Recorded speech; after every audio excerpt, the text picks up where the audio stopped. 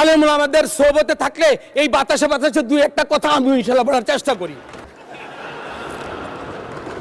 এইখানে প্রায়শ একটা কথা বলা হয় কি,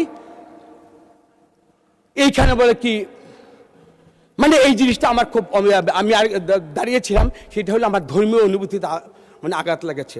কোরআনের একটা আয়াত আছে, এই কোরআন আয়াত কেন বলি, ওনাদের পাশে বসি তো, এই আলেম ওলামাদের সোহবতে থাকলে এই বাতাসে বাতাসে দুই একটা কথা আমি ইনশাআল্লাহ বলার চেষ্টা করি। বিসমিল্লাহির রহমানির রহিম। ওয়ালাকির রাসূলুল্লাহি ওয়া খাতামান নাবিয়্যিন ওয়া কানা আল্লাহু বিকুল্লি শাইইন আলিমা। আল্লাহর মনোনীত কে? আল্লাহ। আমার রাসূলকে? রাসূল আল্লাহর রাসূল। এবং খাতামান নাবিয়্যিন, এরপরে আর কোনো নবী আসবেন না। ওয়া কানা আল্লাহু বিকুল্লি শাইইন আলিমা, যে আল্লাহ তাআলা সর্বজ্ঞ, তার মানে আল্লাহ যা বলছেন আমার থেকে এই আকীদাটা নিশ্চয়ই ওনাদের ভালো। আমরা প্রায়শই বলি দুনিয়াবি কাজের জন্য আমরা কি করি, আমরা বলে কোথায় বলে বেহেশতের কথা বলি।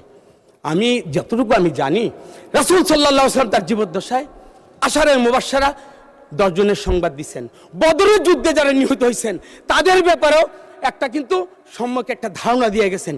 কিন্তু দুনিয়াবি বাংলাদেশের কারণে আমরা তো এরকম কোনো সুসংবাদ পাই নাই যে আমার দল করলে, আমার আদর্শ মধ্যে থাকলে জান্নাতের সুসংবাদ আমরা দিতে পারি।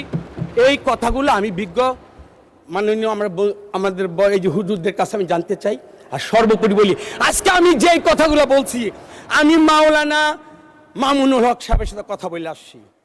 আমার আমির মহোদয় উনি জিজ্ঞেস করতে পারেন, আমি নূর হোসেন নুরানির সাথে যে কথাগুলো বললো, এই যদি আমার আদবার বরখেলাপ হয়, আমি কিন্তু ওনাদের কাছ থেকে কিন্তু তালিম নিয়ে কিন্তু এখানে ইনশাআল্লাহ কথা বলতে আসছি। সুতরাং